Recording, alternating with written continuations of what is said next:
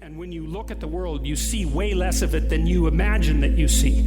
And what you tend to see are things that are useful while you're pursuing your goal, and things that might get in the way. And you don't even necessarily see things that might get in the way until they get in the way. And so the world constructs itself in terms of how you interact with it in relationship to your goals.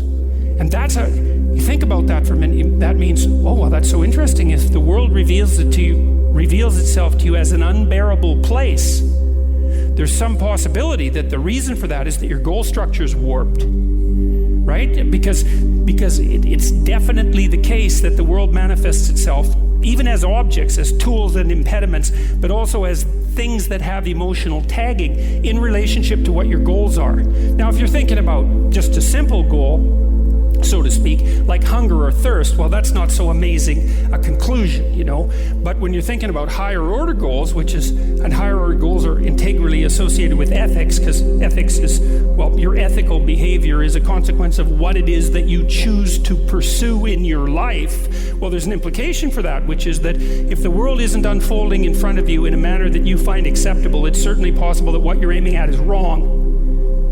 And that's a great thing to realize, because, well, if things aren't going for you the way that you want them to, then you kind of have two options. One is, man, the world's a horrible place, and that can turn you against the world, and I wouldn't recommend that, partly because you make the world a worse place then, but partly because if it's you against the world, buddy, you're outmatched.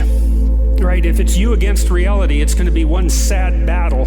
And you know, you might be able to put up a pretty decent scrap, but in the final analysis, you're going to get absolutely flattened. And so if reality itself is cursed and you're destined to be miserable, well, then too bad for you. But if there's some possibility that the way you're looking at things is making you suffer unduly, what that might mean is that you could reevaluate your ethical structure, and that would transform the way the world manifests itself to you.